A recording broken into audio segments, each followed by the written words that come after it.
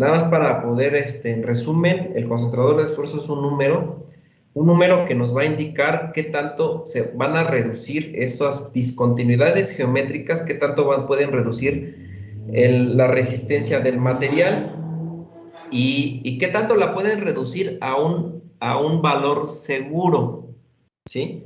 A un valor seguro para poder, pues, diseñar o colocar esas discontinuidades en nuestro diseño de nuestra flecha o árbol de transmisión.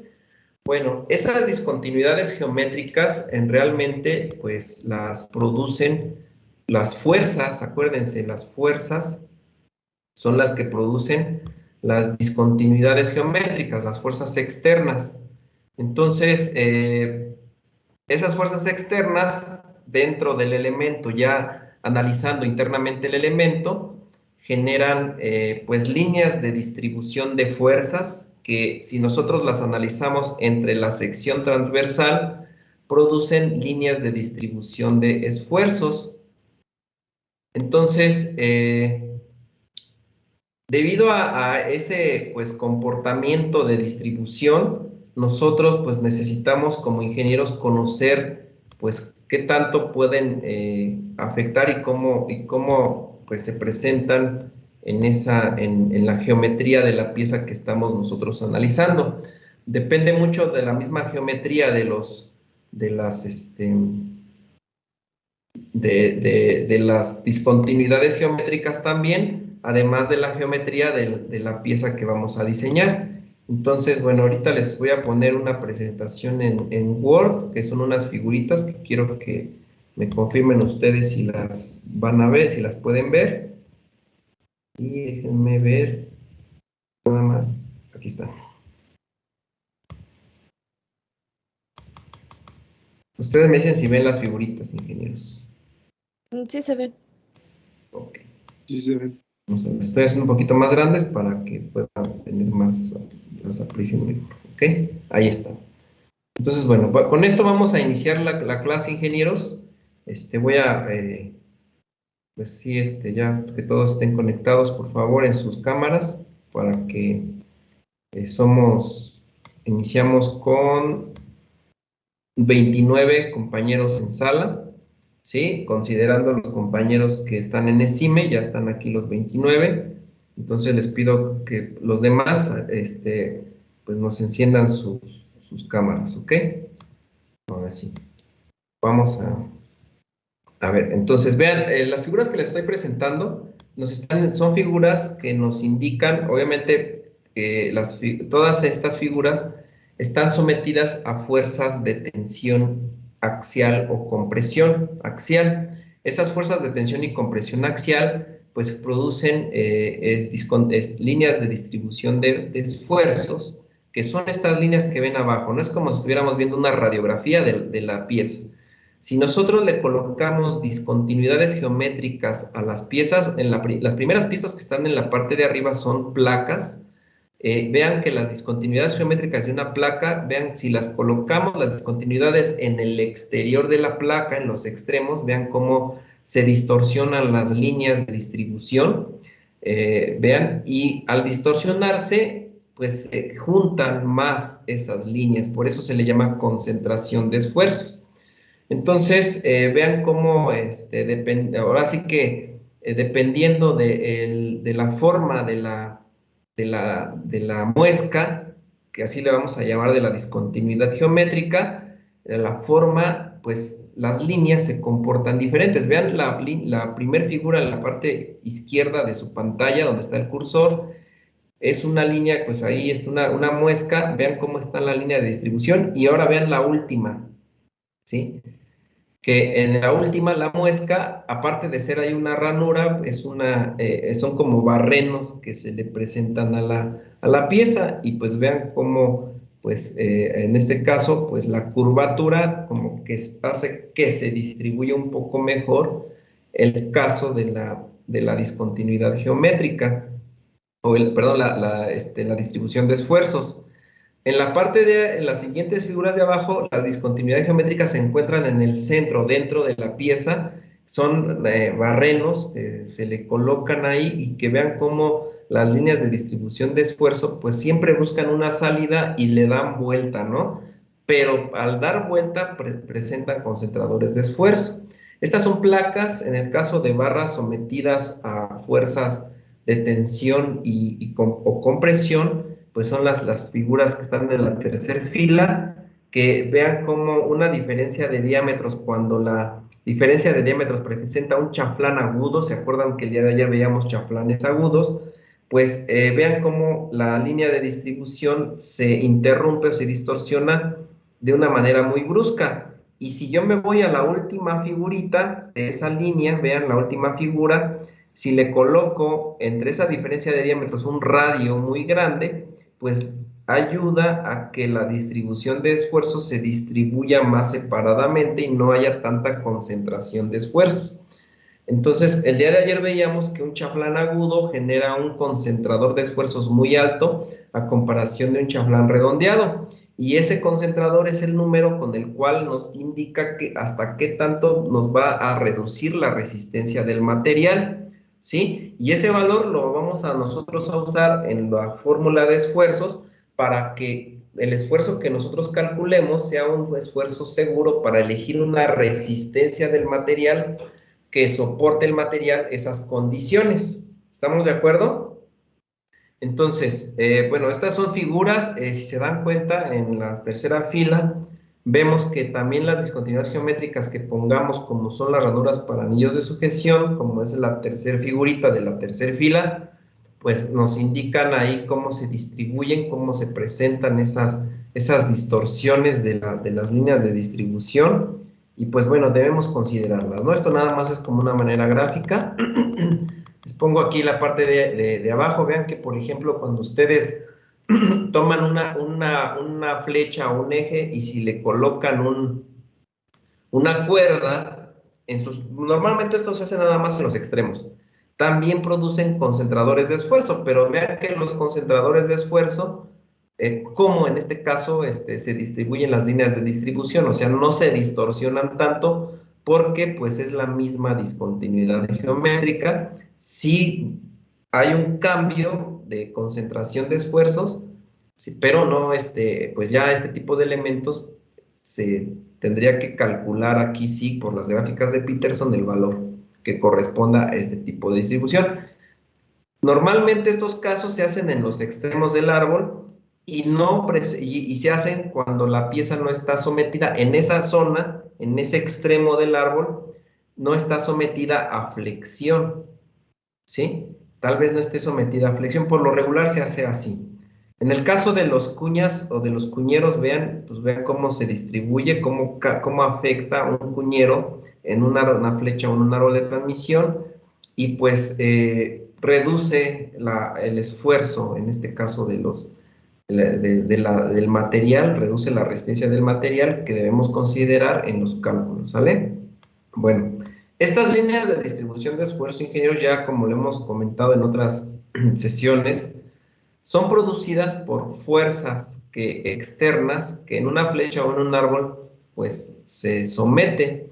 Pero ¿por qué? Bueno, se somete porque nosotros necesitamos transmitir potencia mediante poleas, mediante catarinas y mediante engranes. Y ya nos dimos cuenta que una catarina, una polea o un engrane pues genera fuerzas de flexión en esa flecha o árbol de transmisión. Y esas fuerzas de flexión, como ya lo hemos visto pues en algunas ilustraciones que les he presentado anteriormente, pues producen esfuerzos internos. Recuerden, ya cuando hablemos de esfuerzos estamos hablando de que estamos analizando el alma del material, lo interno del material o de la pieza que estamos diseñando. Entonces, nos damos cuenta en esta figura que les estoy mostrando ahorita, que pues una polea o un engrane, si nosotros analizamos en dos dimensiones, como es este caso la pieza, hacemos su diagrama de cuerpo libre de las fuerzas y pues nos surge un diagrama como el que está en la parte de abajo. Ese diagrama de cuerpo libre, ingenieros, pues nos va a... Nosotros lo que necesitamos conocer de este elemento es qué tanto soportará estas fuerzas, qué diámetros voy a usar en el lugar donde colocaré una polea o un engrane para que soporte sus condiciones de carga que estos elementos generan en la flecha o árbol de transmisión. Entonces, el diámetro mínimo, el diseño de un árbol de transmisión consiste en conocer el diámetro mínimo que debo ponerle donde va a haber una polea o un engrane, o los rodamientos como lo están viendo aquí a los lados. Y para ello, pues necesitamos conocer los esfuerzos, cómo esas fuerzas, qué tipo de esfuerzos presentan en la pieza que estamos analizando. Y para poder conocer los esfuerzos necesitamos tal vez conocer sus fuerzas cortantes, sus diagramas de fuerzas cortantes y sus diagramas de momentos flexionantes. Ahorita nos muestra aquí un diagrama, más adelante les voy a mostrar una pieza donde se vea su diagrama, ¿ok? Bueno, este tipo de diagramas van a ser muy comunes que hagamos. Ustedes ya deben tener la capacidad de abstracción, así le llamamos, para que la pieza que ustedes vayan a diseñar, el diseño conceptual, que es la parte de arriba, lo trasladen a un estado de esfuerzos y de fuerzas, como el que es las figuras de abajo. Eso es a lo que quiero llegar yo con esta explicación. Bueno, pues resulta que pues, nosotros por lo regular vamos a dibujar y a diseñar, a crear máquinas y piezas de máquinas a partir pues, de esquemas como el que estamos ahorita viendo en pantalla. ¿Sí lo están viendo, ingenieros? Sí, sí se ve. Ok, vean, quiero que observen bien lo que está en la figura. La figura que está en pantalla está mostrando un par de engranes. Vean, el engrane más grande con una flecha y el engrane más pequeño que se conoce como piñón, que está acoplado en la flecha de una máquina motriz. ¿Sí? Esta máquina motriz, pues aquí ves un motor eléctrico, es una fuente que genera, convierte la energía en trabajo, ¿sale? Entonces, ¿qué vamos a hacer nosotros? Este va a ser su primer dibujo, su primer diseño conceptual. Recuerden que la ingeniería inicia con los diseños conceptuales, ¿vale? Entonces, los diseños conceptuales en este caso nos van a indicar cómo se van a ir representando las fuerzas en un estado tridimensional de esfuerzos y después lo podemos pasar a un estado bidimensional de esfuerzos. Entonces, ¿cómo le vamos a hacer aquí? Vean, lo que vamos a hacer, ingenieros, es analizar la flecha del motor. La flecha del motor tiene un apoyo en el punto A que va a ser un rodamiento, otro apoyo en el punto B que va a ser el otro rodamiento, y en el extremo tiene un voladizo donde está colocado el piñón. ¿Estamos de acuerdo, ingenieros? ¿Sí se puede apreciar eso? Sí, de acuerdo. ¿Ok? Bueno, entonces con esto lo que vamos a hacer es primero identificar qué tipo en este caso, de elementos producirán carga a esta flecha. Escuchen bien, estoy hablando de carga, ¿sí? Entonces, pues en este caso son un par de engranes, ¿no? O más bien en un engrane se está produciendo carga. Ahora, si viendo esta figura, ustedes díganme qué tipo de engrane o de engranes son los que se están mostrando aquí.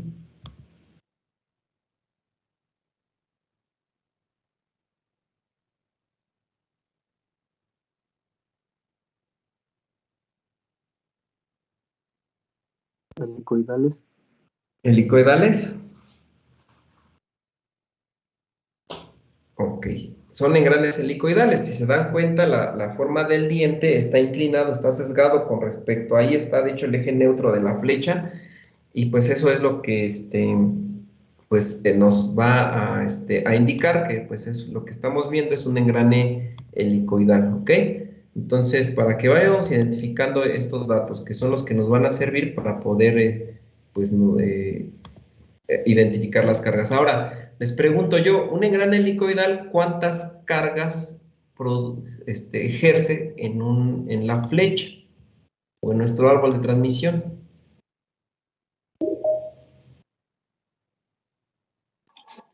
Profesor, parece que mi ¿Sí? compañero Pérez Camacho ya tiene internet nuevamente. Es Antonio Pérez Camacho, ¿verdad? Sí, profesor. Ok, ya, ok, ahorita lo agregamos. Luego en este momento lo estoy agregando. ¿Sale? Muchas gracias. Y déjeme checar nada más otro porque estoy viendo que hay otro David Eduardo. Déjeme nada más verificar para accesarlo, ¿no? Creo que no lo acepta, a Dari. Ok, creo que ya está. Ya están adentro los compañeros. Listo, bueno. Entonces, ingenieros, pues el engrane helicoidal presenta tres tipos de fuerza, ¿no? ¿Cómo se llaman las fuerzas que un engrane helicoidal pues produce?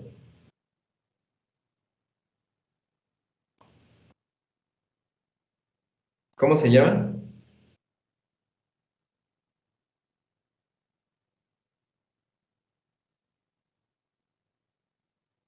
Ingenieros.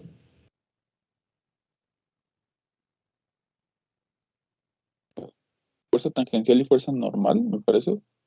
Vean, un engrane helicoidal dice fuerza tangencial, dice el compañero. La fuerza tangencial, para recordar a todos, es la fuerza que produce el movimiento de giro, acuérdense. Esa es una de las fuerzas. Para que giren los engranes, tanto rectos, cónicos y helicoidales, necesitamos una fuerza tangencial. Ok, ya tenemos una. ¿Cuál otra? Dice que una fuerza normal, pero ¿una fuerza normal? ¿Es la fuerza Normal, axial? perdón. Fuerza radial, ¿no? Una fuerza radial, exactamente. La fuerza radial, les quiero recordar que es la fuerza que produce el otro engrane como si fuera un empuje y es una fuerza de instalación de los engranes. Esa se usa para instalar los engranes, la fuerza radial. Entonces es la fuerza radial. Ya tenemos fuerza tangencial y fuerza radial. ¿Y cuál es la tercera fuerza?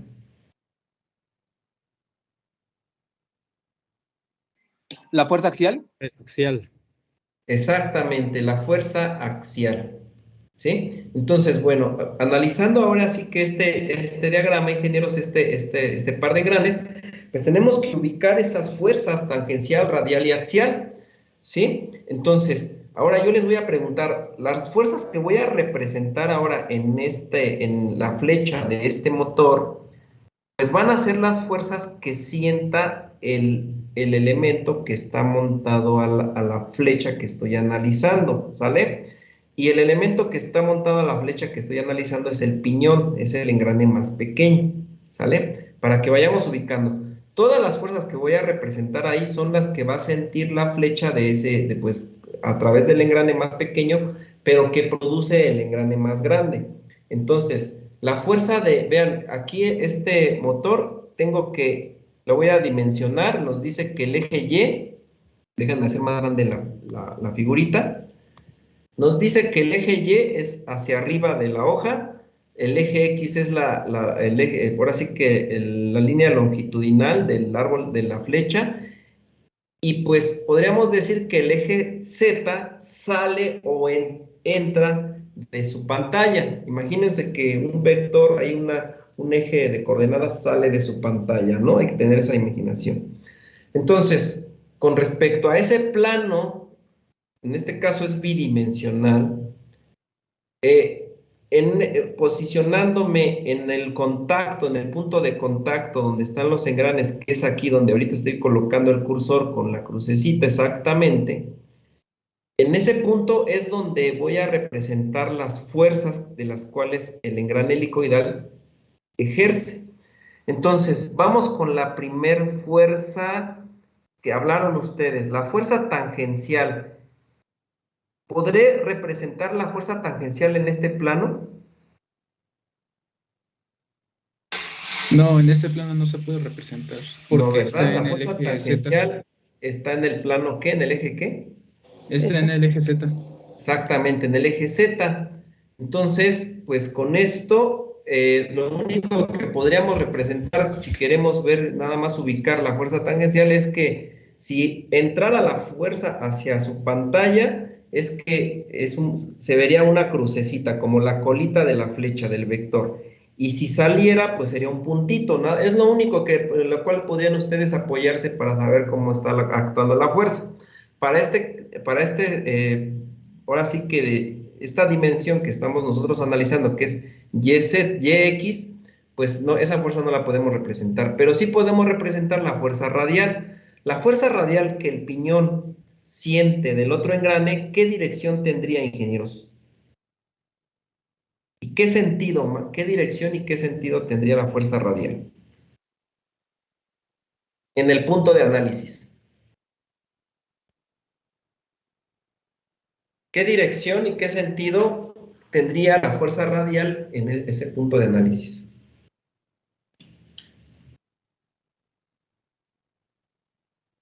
¿No? Es la ¿No le que está dan? representada acá abajo en el plano WR. Ajá, pero ¿qué Sería el dirección y sentido sentido? horario.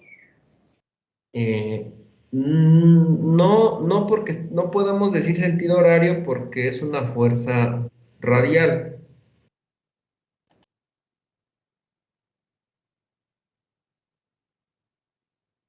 Sí, o sea, ahora un sentido horario es como si estuviéramos representando un giro y Un giro. ahorita no estamos representando giros.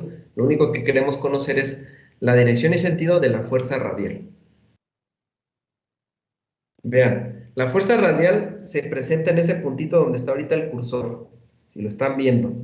Pero ahí es donde se presenta. Pero ¿qué dirección y sentido tiene la fuerza radial? Se representa de manera vertical y hacia abajo. Hacia abajo, ¿verdad? Es el empuje, recuerde, la fuerza radial es el empuje que el engrane más grandote le está produciendo al piñón que ven ahí. Entonces, como dice el ingeniero, es en un sentido vertical hacia abajo, ¿ok? Ese sentido vertical hacia abajo, pues va a ser ahora sí que está en la dirección Y, pero sentido negativo. ¿Estamos de acuerdo? Así lo vamos a nombrar. Dirección Y, sentido negativo. Entonces, ahora sí, nos vamos al esquema que está acá abajo, pintamos nuestro eje que estamos analizando, nuestra flecha, y le ponemos que en el punto A pues está un rodamiento, en el punto B está el otro rodamiento, y en el punto C, vean que el punto C, ¿dónde está el punto C de análisis? Quiere decir que esta línea que está ahorita en vertical, ¿qué representaría esta línea vertical en nuestro esquema, ingenieros? ¿Qué representaría? ¿Esta distancia qué representa? Es el punto exacto donde se están aplicando las fuerzas en el engrane. Ajá, sí es el punto, pero ¿qué dimensión, o sea, me refiero a qué El diámetro magnitud del piñón. representa? ¿Perdón? El diámetro del piñón. No el diámetro, el radio de paso del piñón, ¿sí? Es el radio de paso, ¿estamos de acuerdo?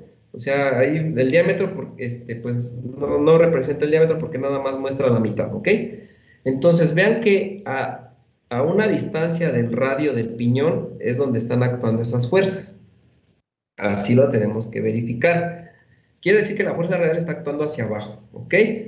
Entonces, vámonos al caso de la fuerza, pues ya vimos que la fuerza tangencial en un estado bidimensional no lo podemos ver, pero ahora sí vamos al estado tridimensional, que este dibujito está representando un estado tridimensional de esfuerzos.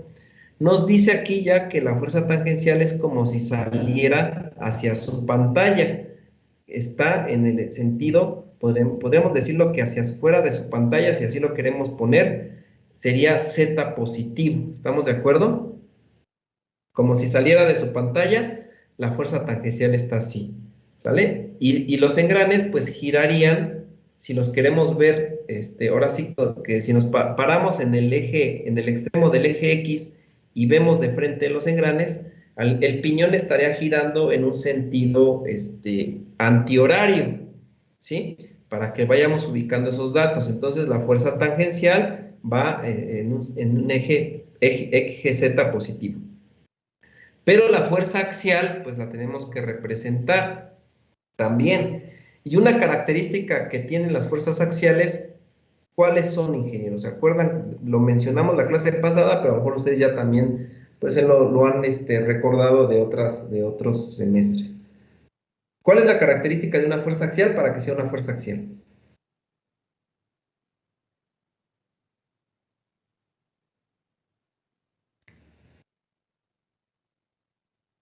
¿Cuál es, ingenieros?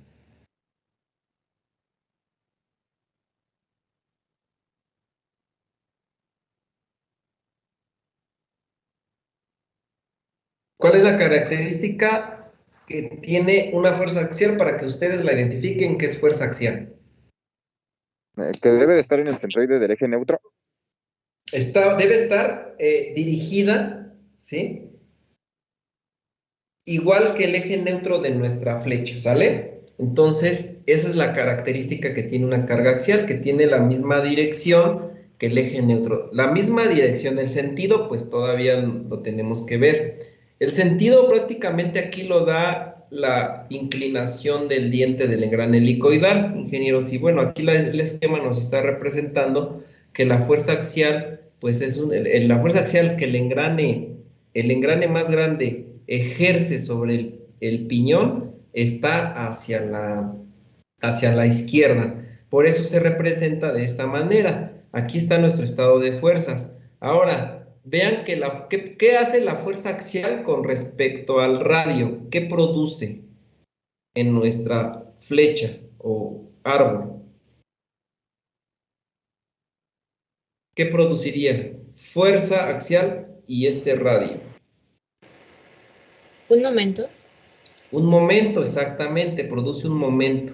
Entonces, ese momento se tendría que representar en el análisis de diagramas de fuerzas cortantes y, bueno, diagramas de fuerzas y después calcular sus momentos, ¿ok? Bueno, eso es lo que hace. Entonces, tengan mucho cuidado, por eso es importante y por eso les quise explicar este análisis, este ejemplito, para que ustedes vayan ubicando las direcciones de los elementos. Bueno, resulta que la fuerza radial, ingenieros, ahora está dirigida hacia abajo, es decir, que en esta zona, la fuerza radial haría que la flecha se tendiera a flexionar hacia abajo, pero recibe una oposición, una reacción esa fuerza radial. Y la reacción, ¿en dónde vamos a representar las reacciones de las fuerzas, ingenieros? ¿Qué elementos que vamos a colocar en el árbol generarán o soportarán esas reacciones? En el área de contacto con el engrane. No. O sea, yo me refiero a la flecha. O sea, en el área de contacto, pues se produce la fuerza, pero yo necesito equilibrar esa fuerza. ¿Quién me la equilibraría? Los rodamientos, ingenieros, acuérdense que son los rodamientos. Los rodamientos son los que van a sostener el árbol porque van a mantener en equilibrio el sistema. Entonces, bueno, con esto, pues al equilibrar el rodamiento del sistema, esta fuerza radial la va a equilibrar el primer rodamiento, que es el rodamiento en B. Y para equilibrarlo, la fuerza radial, la fuerza del rodamiento, la reacción, se conoce como reacción. Esta fuerza que se produce en el rodamiento es hacia arriba. ¿Estamos de acuerdo? Pero a su vez, si nos vamos al rodamiento en A, pues si nosotros aquí la fuerza radial la presionamos hacia abajo, va a soportar el rodamiento en B esa fuerza, pero va a hacer que repare. Si no tuviéramos otro rodamiento en el punto A, repararía nuestra flecha. ¿Estamos de acuerdo? Para evitar esa que repare la flecha, pues tenemos que poner otra reacción en el rodamiento en A, que es esta fuerza que está aquí. Son las reacciones en los rodamientos. Esto nos lo produce la fuerza radial, pero resulta que ahora vamos a analizar la fuerza tangencial. La fuerza tangencial, aunque no se puede ver en la figurita de arriba, pues ya lo podemos ver en la figura de abajo, que está en el eje Z. Quiere decir que cuando actúa una fuerza tangencial en el eje Z, tiene que producir una reacción en el primer rodamiento en sentido contrario. Y en el segundo rodamiento ocurre lo mismo que en el primer caso, repararía la flecha. Para evitar que repare la flecha, tenemos que colocar otra fuerza con el mismo sentido que la fuerza que genera pues todo este fenómeno, que es la fuerza tangencial, con el mismo sentido en el eje Z. ¿Sale? Entonces, con esto represento en mi estado tridimensional de esfuerzos las fuerzas y las reacciones que produce la fuerza radial y la fuerza y la reacción que produce, o las reacciones que producen la fuerza tangencial. Ahora resulta que pues tengo otra fuerza axial. La fuerza axial también produce una reacción, pero lamentablemente, ingenieros, para este dibujo, este esquema que tenemos nosotros enfrente, Resulta que la fuerza axial no tenemos como que un elemento que la soporte, que la reaccione, que genere una reacción para producir un equilibrio. Pues el único elemento que va a producir la reacción de una fuerza axial va a ser el rodamiento en el punto A, o puede ser también en el punto B solamente el puro rodamiento en B o en el puro rodamiento en A, que contrarreste la fuerza axial. Por lo regular, los rodamientos que contrarrestan fuerzas axiales se les conocen como rodamientos que deben soportar cargas axiales. No es cualquier rodamiento, es un rodamiento que debe soportar cargas axiales. Aquí el rodamiento, si se dan cuenta en el punto A, debe soportar una carga axial y también una carga radial, porque la reacción en el eje Y del punto A es una fuerza que también se conoce como radial. ¿Se acuerdan por qué le llamábamos radial, ingenieros, a las fuerzas? Se los comenté yo hace varias sesiones. ¿Se acuerdan? Que depende del radio del engrane, si no me equivoco. Porque la fuerza radial se le conoce así porque como que dibujan un radio, que van dirigidas hacia un radio, ¿no? Del engrane o del árbol de transmisión también, o de una polea. Entonces, así, en el caso de cualquier fuerza que figure un radio, también se le conoce como radial. Entonces, este rodamiento en el punto A debe soportar cargas radiales y axiales, ¿vale? Entonces, así se tendrá que elegir ese rodamiento. Pero bueno, yo me voy con las cargas. Entonces, es importante que ustedes, siempre que representen una carga, busquen qué es lo que va a equilibrar esa carga, su reacción en todos los casos. Entonces, así necesito que analicen yo los diagramas, ¿ok? ¿Estamos de acuerdo? Y vean, o sea, esto es un ejemplo muy sencillo, ¿ok? Bueno, ahora, una vez que ya se obtuvo esto, ingenieros, pues obviamente el motor en la parte central, pues ese devanado que tiene el motor y el rotor, producen un par de torsión. Por eso aquí en la parte central está un par de torsión, un vector que produce una torsión. Esta pieza que estamos diseñando es parte de una máquina que está rotando para que se logre el trabajo deseado.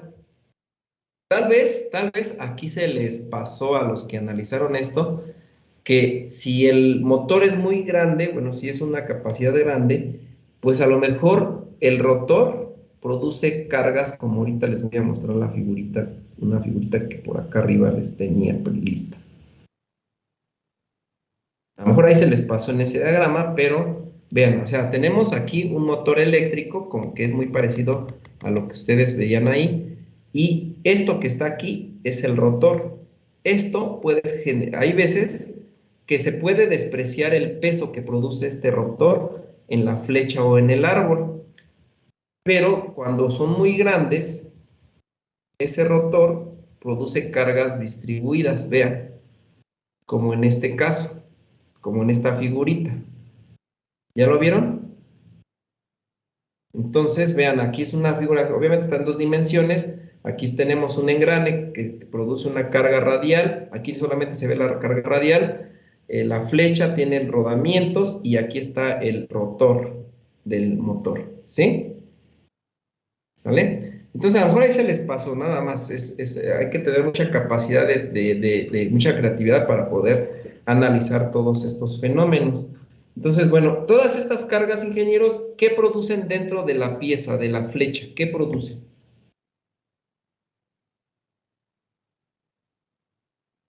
Producen esfuerzos, ¿no? Esfuerzos, ¿verdad? Esfuerzos. ¿Qué tipo de esfuerzos? Si se dan cuenta, podemos analizarlo de forma estática, como si fuera una viga, pero también más adelante tendremos que ver la cuestión dinámica. Entonces, si lo analizamos de forma estática, como si fuera una viga, ¿qué tipo de esfuerzos se producirían? Producirían todas estas cargas.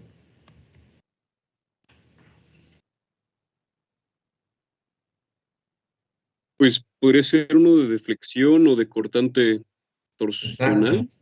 Sí, muchas gracias, ingeniero Efraín. Producen esfuerzos, pero esfuerzos de flexión. ¿Qué tipo de esfuerzos? Porque hay varios tipos de esfuerzos. ¿Qué esfuerzos? Normales, esfuerzos cortantes. ¿Qué tipo de esfuerzos produce la flexión?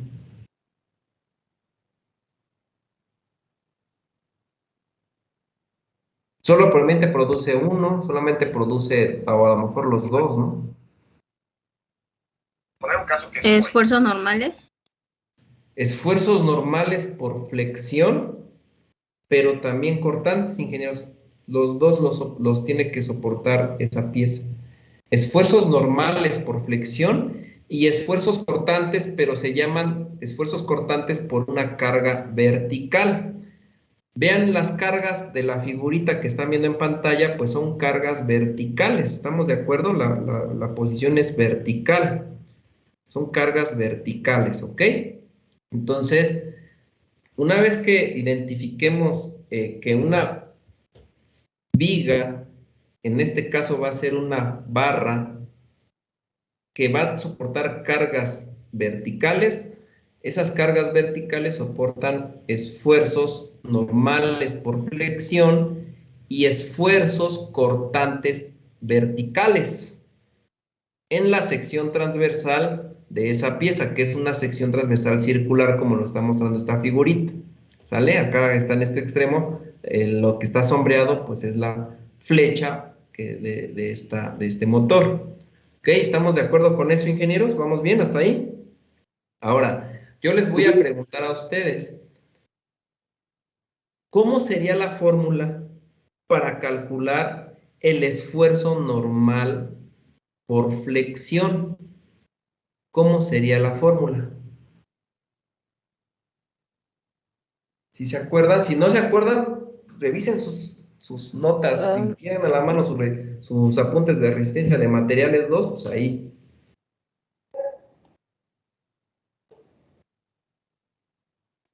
Yo tengo una que, bueno, fue más que nada de lo que venía en el libro de la tarea del Classroom, que era magnitud del momento de flexión por la distancia del eje neutro a la fibra más alejada sobre el momento de inercia del área transversal. Exactamente, ingenieros, ahí está el esfuerzo. Por eso les pedí yo que hicieran esas tareas para que, pues para los que las están haciendo sepan de lo que estamos hablando y no estemos hablando en otro idioma, ¿sale? Entonces, el momento normal por flexión se calcula con la fórmula esfuerzo normal por flexión se calcula con la fórmula del momento por flexión multiplicado por la distancia del eje neutro a la fibra más alejada dividido entre el momento de inercia del área de la sección transversal. Esa es la fórmula del esfuerzo normal por flexión. Es importante que la conozcan. Ahora, ¿y cuál sería la fórmula del esfuerzo cortante vertical de una viga? Si ustedes, denme la fórmula, ya les diré si es de una sección circular cuadrada o rectangular. La que ustedes hayan encontrado, ya yo les diré de qué es.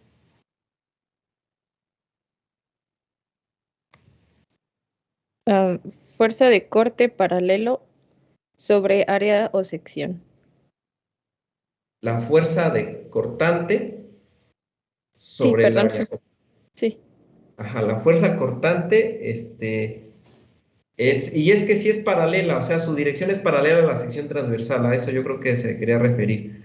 Sobre el área, pero esa fórmula es la fórmula del esfuerzo cortante simple, ¿sale? Necesitamos conocer la fórmula del esfuerzo cortante producido por una carga vertical en una viga. ¿Sí? Esa formulita que ahorita me acaba de dictar la ingeniera Dani, pues es la que ustedes les enseñaron en resistencia de materiales 1, pero yo quiero la que usaron en resistencia de materiales 12 cuando calcularon vigas. ¿Por ahí alguien la tendrá?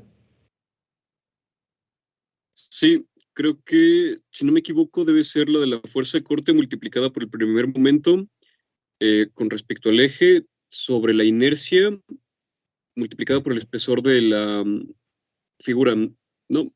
Bueno, exactamente.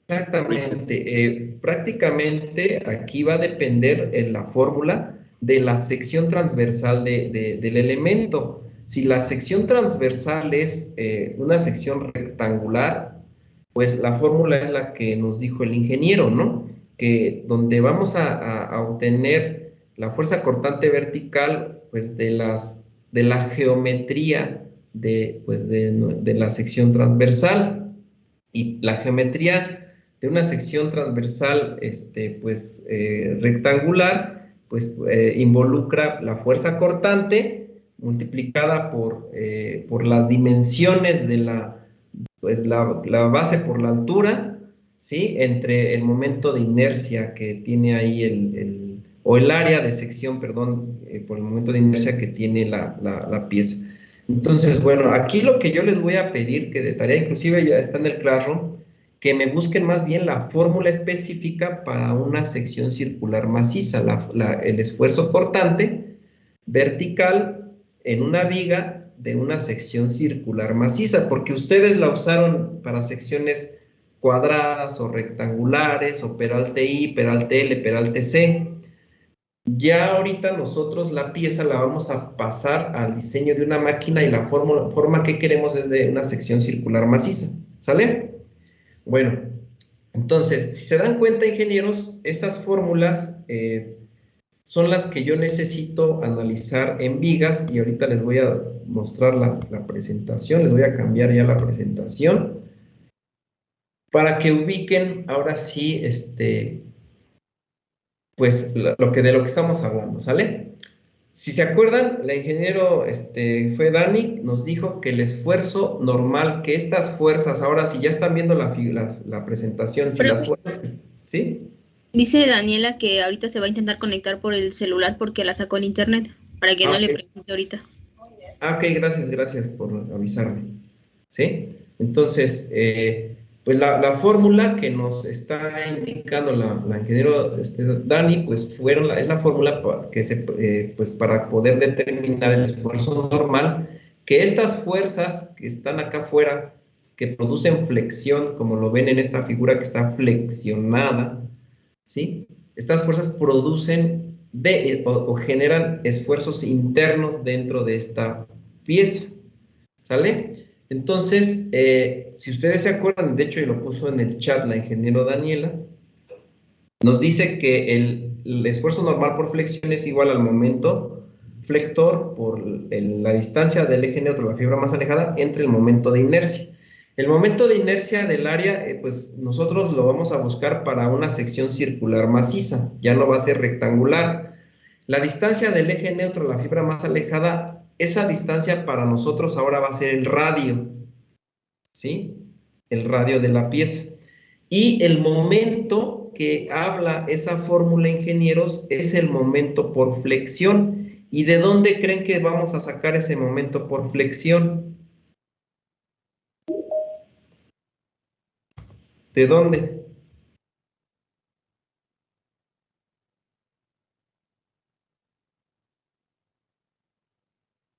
¿De dónde vamos a sacar el momento por flexión, ingeniero?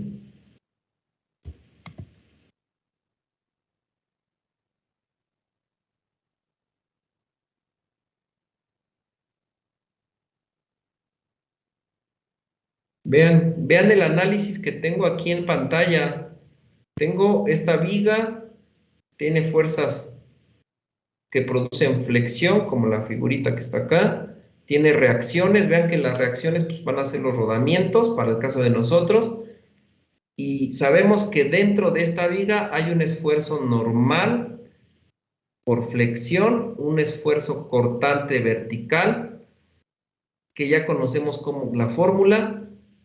Pero yo les pregunto, de la fórmula del esfuerzo cortante del esfuerzo normal por flexión, nos pide el momento de flexión. ¿Cuál es de dónde lo obtenemos, ingenieros, ese valor?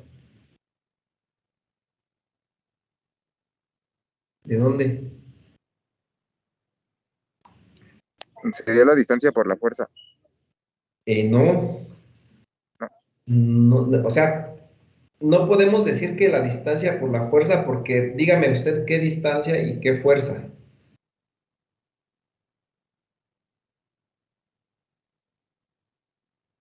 No puedo decir que es la fuerza que tienen ahí que ven de 50 o de 70 libras.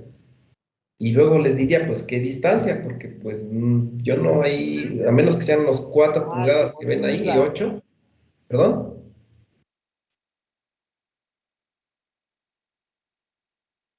Bueno, es que según recuerdo se tenía que calcular el momento en cada uno de los lugares donde se está aplicando la fuerza y después de eso se hacía la sumatoria de todos. Ándele, ándele, ándele. ¿Y de dónde obtenemos ese momento en cada uno de los lugares de aplicación de la fuerza? Por ahí vamos. Sí sería sería la distancia donde se está aplicando el momento. En este caso serían los 4 por las 50 libras, después 4 por 70 libras. Tendríamos que partir la viga en secciones. Ok, es ese momento, pero ¿cómo lo determino? ¿Dónde lo veo? ¿Dónde lo observo? ¿Dónde observo ese comportamiento de ese momento?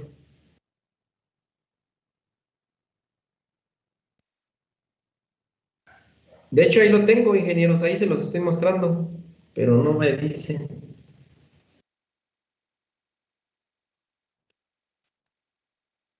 Podría ser en la viga que está en la parte superior derecha, que está como haciendo esa curva, ¿no? Ahí es donde se observa el momento. No. ¿Tú dices aquí? No, la que está más arribita. ¿Esta? Ajá, yo decía ahí. Ok, no, yo lo que quiero es que ustedes me identifiquen la magnitud de momento que voy a sustituir en la ecuación del esfuerzo normal. ¿Dónde lo vamos a encontrar? ¿Dónde lo vamos a ver reflejado o ver manifestado? Ya nos dijo un ingeniero más o menos cómo lo calculó o cómo lo calcula, vamos por ahí, pero ¿dónde lo vemos? ¿Se tendría que usar el valor máximo de la gráfica? ¿De cuál gráfica? De la que está en la parte inferior izquierda. ¿Cómo se llama esa gráfica? Gráfica de momentos, no me lo recuerdo. Diagrama de momentos, exactamente. ¿Sale? Ya entre todos ya vamos armando la cosa, ¿no? Resulta que estas fuerzas de flexión, ingenieros, dentro de esta viga producen fuerzas internas, para empezar, fuerzas cortantes internas de corte vertical. Pues esas, si ustedes quieren conocer la magnitud de esas fuerzas cortantes internas, donde se presentan estas fuerzas, pues está el diagrama de fuerzas cortantes. Pero si nosotros necesitamos calcular el esfuerzo normal por flexión que nos pide el momento flector, pues lo podemos obtener del diagrama de momentos flexionantes, que es la gráfica que nos decían. Pues, ¿cómo se llama la gráfica? Son diagramas de momentos. Y bueno, por ahí decía un compañero, pues es que esos momentos, la magnitud del momento se obtiene multiplicando la fuerza por la distancia. Y vamos a comprobar eso, de lo que dijo el ingeniero. Vamos a multiplicar, dijo, 50 multipliquen por 4, ¿cuánto nos da, ingeniero? 50 por 4. 200. 200. El momento en A, pues no vale 200, vale 311.12 libras por pulgada cuadrada. ¿Sí? ¿Cómo calculaban los momentos flectores? ¿Se acuerdan? O sea, yo me estoy basando en estas figuras.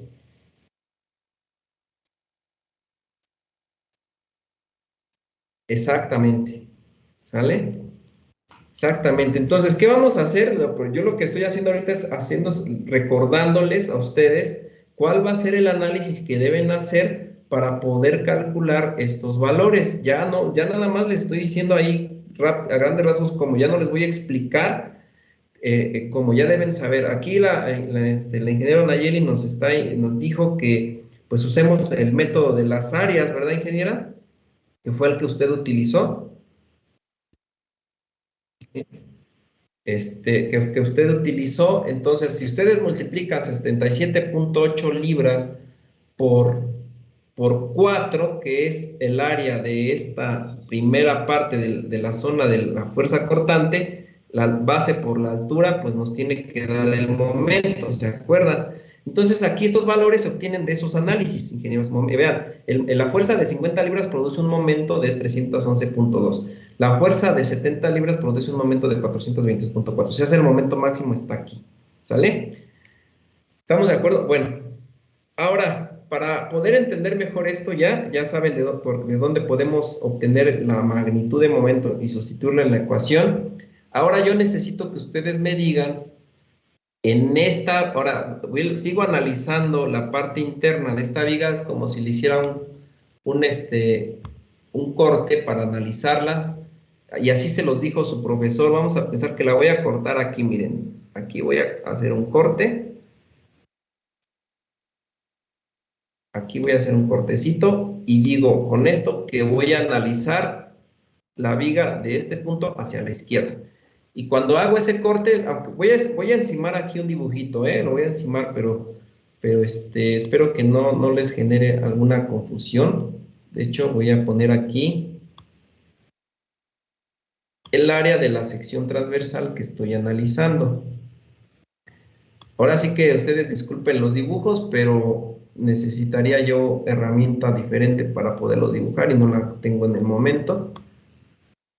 Y bueno, vean que estoy dibujando la zona que estoy poniendo acá arriba de corte, ¿no? Aquí fui chueco. Lamentablemente no se puede así como que dibujar muy bien esto.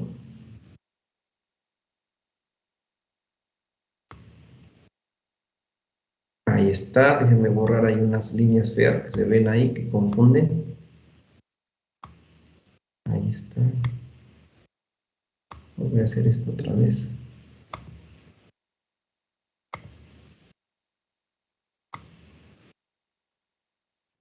Así está, ingenieros. Ahora sí que, más o menos, para que ustedes ubiquen lo que estoy haciendo. Ya están ubicando la pieza, estoy analizando esta parte de la viga, ¿sí?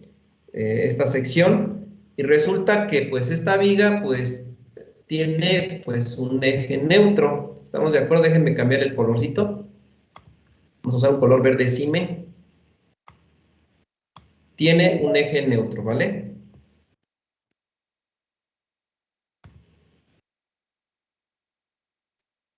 Déjenme checar acá un ingeniero que quiere ingresar, Daniel. Ya está ingresando el compañero. Ok, bueno, aquí les voy a poner el eje, nuestro eje neutro, ¿no? Aquí está el centroide de la sección transversal con este color verde por aquí a esta altura, y de ahí pues sale nuestro eje neutro de ese centroide. No puedo dibujarlo mejor, me hubiera gustado, pero no se puede, ¿no? Bueno, aquí, ingenieros, pues vemos en la zona central el centroide de la sección transversal donde sale nuestro eje neutro de esta viga. Ahora yo les pregunto, en estas vigas, estas cargas que están acá arriba de la viga, producen esfuerzos normales por flexión. Yo les pregunto a ustedes, ¿en qué zona de la sección transversal que tenemos ahí se producen esas cargas? ¿Y qué sección transversal? Pues esta que ahorita les voy a rayar, que es la que estamos analizando.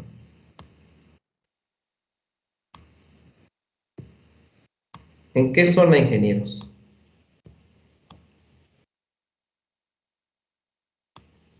Actúan los esfuerzos, o puedo encontrar los esfuerzos normales por flexión de esta viga que estamos analizando.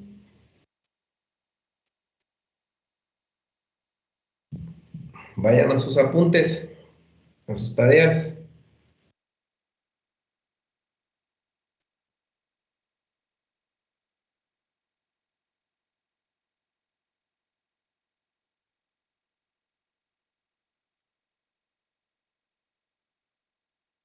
Si no me equivoco, habíamos dicho que eran las partes más alejadas respecto al eje neutro, ¿no? En la parte inferior y superior. Exactamente. Es la parte más alejada con respecto al eje neutro. Cuando ustedes vieron resistencia de materiales 2, les dijo el profesor que es a una referencia del eje neutro a la fibra más alejada, y como dijo el ingeniero, hacia arriba o hacia abajo. ¿Por qué hacia arriba o hacia abajo? ¿Y por qué no hacia los lados?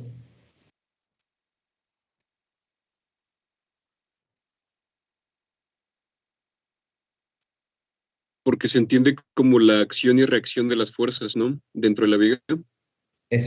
Pues prácticamente porque vean, porque la flexión de la viga está en el eje Y, ¿están de acuerdo? Que la flexión de la viga, vean cómo está aquí flexionada, pues la deflexión está en el eje Y, ¿estamos de acuerdo? Y la deflexión la producen estas fuerzas que están acá arriba. Si las fuerzas estuvieran tal vez en el eje Z, como saliendo, pues ya sería otro asunto, ¿sí? Pero están en el eje Y, entonces, bien como dice el ingeniero, en la fibra más alejada, así se llama, y la fibra más alejada, pues, es esta zona que está acá, y es la zona de acá abajo también. Esas son las fibras más alejadas. Quiere decir que en la parte de arriba, según la posición de cargas que tengo ahí, vamos a ponerle otro colorcito para que se vea, vamos a usar el rojo, me produce un esfuerzo de arriba normal, y abajo también me produce otro esfuerzo normal.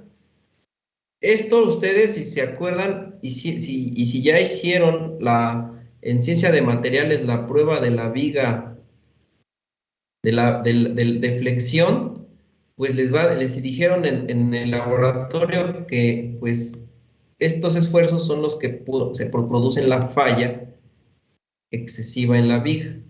Entonces, los esfuerzos normales los vamos a representar con la letra griega sigma, ¿sí? Y para este caso, y son los esfuerzos que ahorita estoy aquí dibujando en esas zonas, ¿sale?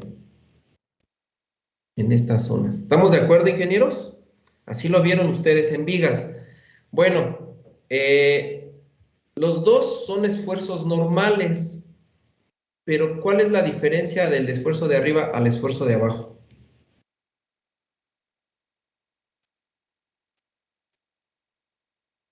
Vean que están a la misma distancia con respecto al eje centroidal. Perdón, Esli, ¿no la escuché? Uno es de tensión y otro de compresión. Así es, uno es de tensión, la diferencia es que uno es de tensión y otro es de compresión. Uno lo produce una fuerza de tensión y el otro lo produce una fuerza de compresión. ¿Dónde está la fuerza en este caso, vean, para las cargas en las cuales están produciendo esos esfuerzos, que son las fuerzas que están aquí, ¿dónde está el esfuerzo de tensión y dónde está el esfuerzo de compresión?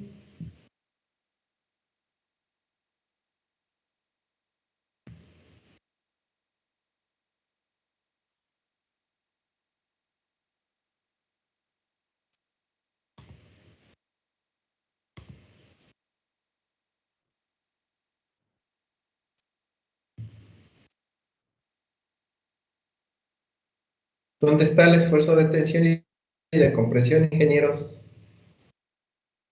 Pues ya debieron haber hecho la prueba de la flexión en vigas, la prueba destructiva, o les debieron haber explicado en ciencia de materiales. ¿Dónde sería? De tensión en la parte de abajo y de compresión en la parte de arriba de la viga. Exactamente. Cuando se hace la prueba de flexión en vigas, se dieron cuenta que, bueno, en la prueba les pedía al maestro incrementar cada vez la carga. Al incrementar la carga, lo que sucedía es que se empezaba a flexionar, veían cómo se deformaba su viga, hasta que llegaba un momento en que se empezaba a deformar. Entonces, cuando se empezó a deformar, en la parte de arriba, ¿cómo se manifestaba la deformación, ingeniero? ¿Se acuerdan?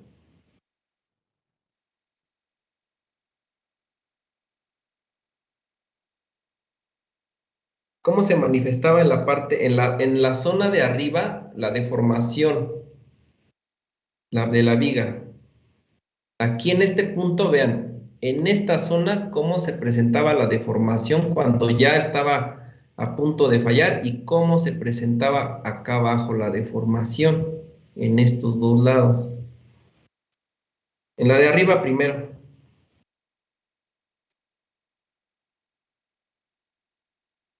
¿Cómo, ingenieros?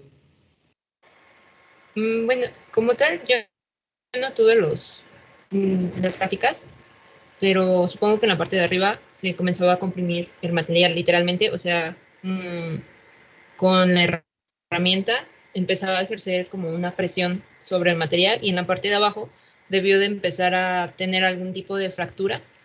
Exactamente, en abajo había una fractura, ¿ok? Y ahí ya quedamos. Abajo había una fractura y la fractura se presentaba por un esfuerzo normal por tensión. Entonces, el esfuerzo de abajo era un esfuerzo normal por tensión. Y como nos dijo la ingeniera Esli, en la parte de arriba es el esfuerzo normal por compresión. Pero la deformación que veíamos en la parte de arriba era, físicamente veíamos que como que se arrugaba, ¿sí? O sea, veíamos como arrugas en la viga que analizábamos. Entonces, pues eso nos decía que había un esfuerzo por compresión y abajo por tensión. Estos esfuerzos, como se los estoy mostrando ahorita en la figurita en pantalla, pues son producidos porque las fuerzas están, en este caso, ejerciéndose hacia abajo. Si las estuviéramos ejerciendo al revés, hacia arriba, entonces esos esfuerzos cambian, ¿vale? Nada más tengan mucho cuidado en qué zona se está o en qué dimensiones se están produciendo las fuerzas para ubicar estos esfuerzos, ¿ok? Bueno, eso es con respecto a los esfuerzos normales por flexión. ¿Y qué pasa con los esfuerzos cortantes verticales?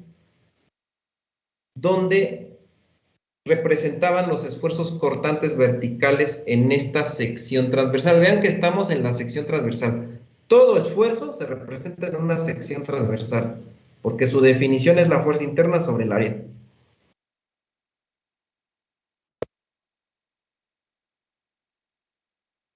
Entonces, ahora el esfuerzo cortante vertical, para empezar, el esfuerzo cortante vertical se va a representar con la letra griega tau, ¿sí? Puede ser tau mayúscula, no sé cómo les hayan enseñado a ustedes en sus clases, o puede ser tau minúscula, ¿sale? Pero en este caso en vigas se utilizaba más la tau mayúscula. ¿Se acuerdan dónde represento la fuerza, el esfuerzo cortante vertical? Para empezar, vean, el esfuerzo cortante vertical lo produce una fuerza interna cortante, una fuerza interna cortante. Y la fuerza interna cortante la representaban con la letra V. Les digo para irles ayudando para recordar, la letra V. Entonces, esa fuerza interna cortante, ¿aquí en qué zona de la sección transversal se representa?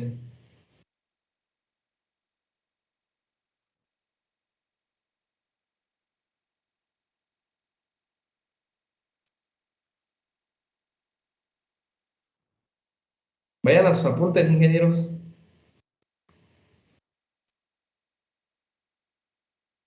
Andrea Montserrat, ¿en qué zona? ¿Sí nos escucha? Sí, profesor. ¿En qué zona? Díganos. ¿En qué zona de la sección transversal representamos un vector de fuerza cortante vertical?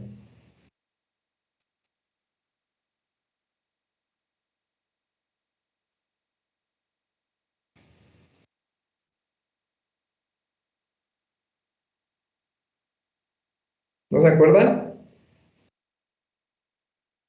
Vean sus apuntes.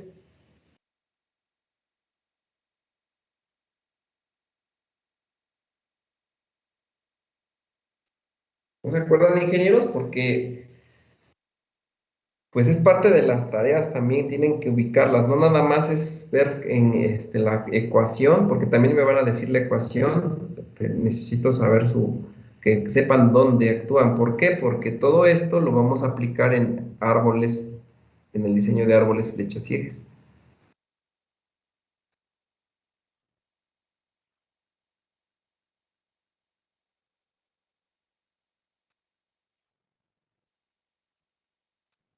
¿Nadie? Bueno, se los voy a dejar. Si es cortante, debería de ser sobre la misma sección transversal, debería de ser perpendicular a los esfuerzos de compresión o de tensión. Ajá, entonces estamos hablando que me dices que es paralela a la sección transversal, ¿ok? Si es cortante, una fuerza cortante vertical.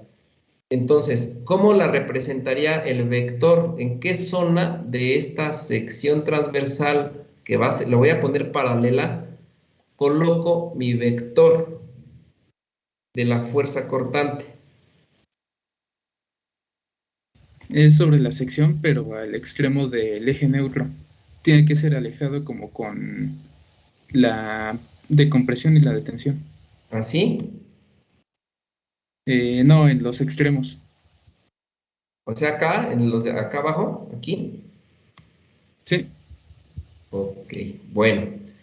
Pues para el caso de las fuerzas cortantes verticales, ingenieros, en una sección transversal se producen, como todo esfuerzo, miles de fuerzas cortantes en toda la sección vertical, ¿sí? En toda, miles de fuerzas, van a miles de fuerzas cortantes hacia, aquí en este caso, la fuerza cortante va a oponerse a la dirección de la fuerza que la produce, que sería las fuerzas que están afuera, ¿no?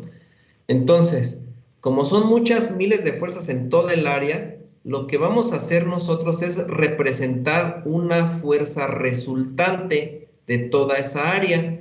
¿Y dónde representamos esa fuerza resultante? Pues como en todo caso, en el centro de la sección transversal. Esta fuerza resultante pues se va a representar en el centro de la sección transversal, ¿ok? Ahí es donde va a estar ubicada esa fuerza cortante vertical. Entonces, para que todos tengan pues el dato, la resultante la vamos a representar ahí. Y resulta que las fuerzas cortantes verticales máximas están en ese lugar, a esa altura, a la altura, la máxima del eje neutro. Y si nosotros queremos ver el diagrama de esta fuerza cortante, perdón, me produce un esfuerzo cortante vertical, y la magnitud máxima del esfuerzo cortante vertical que representamos como tau, pues es esta figura que ustedes ven aquí, que les estoy subrayando.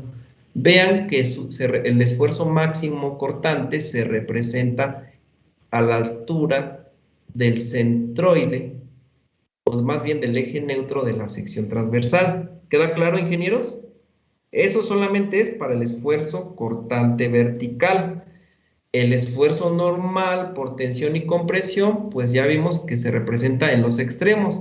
Y el diagrama que representaría la magnitud de esfuerzos normales de compresión y tensión sería este diagrama donde los extremos, vean, los extremos es donde se encuentra el mayor valor de esfuerzo normal de tensión y compresión. Y mientras más nos acerquemos al eje neutro, ¿qué pasa con el esfuerzo normal de tensión y compresión, ingenieros? ¿Qué sucede con él?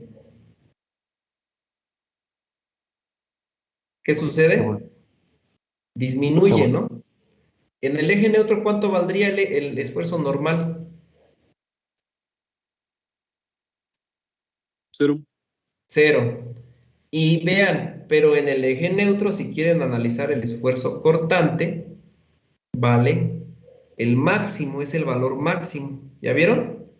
Ahora yo les preguntaría, si yo pongo que el eje neutro está dirigido hacia ahora sí que un eje dimensional X, ¿sí? Y tengo que hacia arriba es Y. Les pregunto, ¿en qué dimensión está ubicado el esfuerzo normal de tensión y compresión? ¿En qué eje de coordenadas?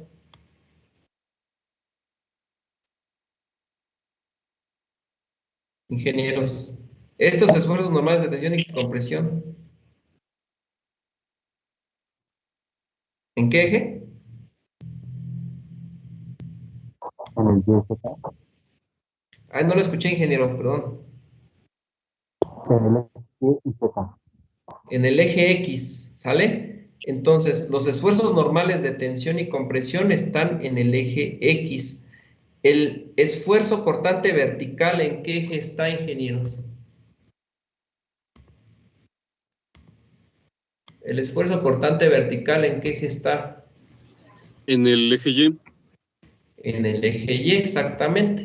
Entonces vean que hasta el momento ustedes están en un estado bidimensional de esfuerzos. Tienen esfuerzos en el eje Y y en el eje X. En el eje X, en este caso, que es perpendicular a la sección transversal, son los esfuerzos normales. Y en el eje Y, los esfuerzos cortantes. ¿Sale? ¿Vale? Entonces, una vez que identificaron eso, lo que vamos a hacer es que este análisis que acaban de ver lo vamos a pasar a una barra, cilíndrica sometida obviamente a flexión, pero resulta que también hay torsión. Y pues vamos a, ahorita pues ya no lo vamos a terminar de ver, pero el caso de la torsión ahora me voy a esta figurita, lo voy a ver un poquito de forma aislada, pero ocurre al mismo tiempo.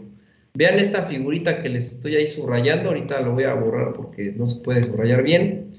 Y resulta que esta barra está sometida a torsión. Lo que va a suceder para poder mover un árbol de transmisión flecha o eje, pues tendremos que someterla a torsión. Entonces, para nuestro caso, pues no va a estar empotrada la barra, sino que aquí le vamos a aplicar pues una reacción en cuanto a su torsión, ¿sí? Una reacción que genere el equilibrio estático. Esta torsión que ustedes ven aquí, ingenieros, produce también un esfuerzo cortante y se le conoce como esfuerzo cortante por torsión. No es el mismo esfuerzo que el esfuerzo vertical, no es el mismo, se calculan con fórmulas diferentes y es lo que les estoy pidiendo en el Classroom, que hagan las tareas para que identifiquen las fórmulas de esos esfuerzos. Quiero que se den cuenta que si yo analizo, ahora sí que hago un corte imaginario de esta pieza, quiero ver los esfuerzos internos que la fuerza de torsión produce en la barra y me voy a dar cuenta que, pues yo sé que la fuerza de torsión es igual a la fuerza por el área, ¿sí? Digo, fuerza por la distancia, y la distancia en este caso es el radio de la pieza. Entonces, la torsión es fuerza por distancia, ¿sí? Este dato que estoy poniendo aquí es lo que produce esta torsión. Pero internamente, cuando yo analice la parte interna, lo que voy a analizar internamente son fuerzas internas que son opuestas a la fuerza que producen sus fuerzas internas, que son pues opuestas en un sentido. Vean, en este caso, esta barrita, si yo les digo que hacia arriba es el eje Y, el eje X es la longitud de el eje X es la longitud de la barra, y el eje Z, vamos a poner que el eje Z sea hacia acá. Yo les voy a preguntar qué dirección tendría qué dirección tiene la fuerza que produce el par de torsión. ¿En qué eje está la fuerza que produce el par de torsión? ¿En qué eje de coordenadas, ingenieros?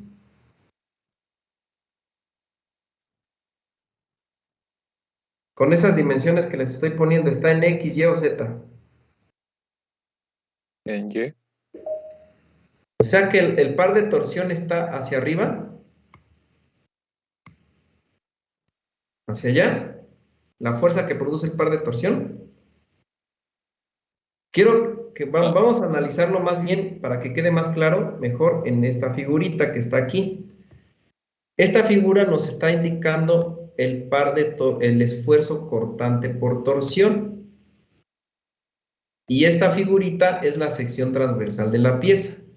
¿Hacia dónde estaría dirigida el esfuerzo cortante que produce la torsión? ¿En qué eje? Hacia arriba es Y, vean. En Y.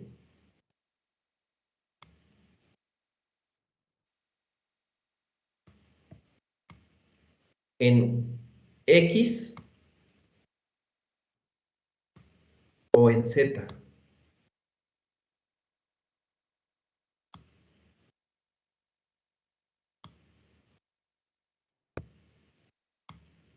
¿Hacia dónde, ingenieros? Está dirigida esta fuerza cortante. Ese esfuerzo cortante, más bien.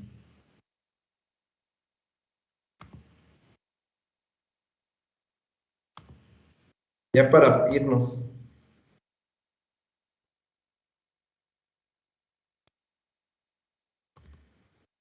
Estaría en el eje Z, exactamente. ¿Sale? Estaría en el eje Z. Entonces, ya con esto, ingenieros, yo lo que quiero ya concluir es que si nosotros migramos esta torsión a una viga, vamos a tener en el eje X un esfuerzo normal por flexión, ¿sí? En el eje X. En el eje Y vamos a tener un esfuerzo cortante vertical, en el eje Y. Y en el eje Z vamos a tener un esfuerzo cortante, pero por torsión. ¿Ok? Y el esfuerzo cortante por torsión, su magnitud varía con respecto también al eje neutro. El mayor valor está siempre en el exterior, en la fibra más alejada. ¿Ok? Con eso concluimos el día de hoy, ingenieros. Les pido que hagan por favor la tarea para que puedan un poquito comprender más esto. Y este estado de esfuerzos se conoce como estado tridimensional de esfuerzos. Son esfuerzos combinados, ya cuando estamos hablando de esfuerzos en 2 dimensiones o más. Y con estos criterios vamos a analizar las fórmulas para calcular los diámetros de los árboles y flechas, ¿vale? Pues les agradezco a todos su atención, ingenieros. Ya de uno se tienen que ir. Tienen clase. Adelante, ya les pasé lista. Nos vemos el día viernes. Por favor, hagan la tarea porque vamos a ver, más que nada, todos los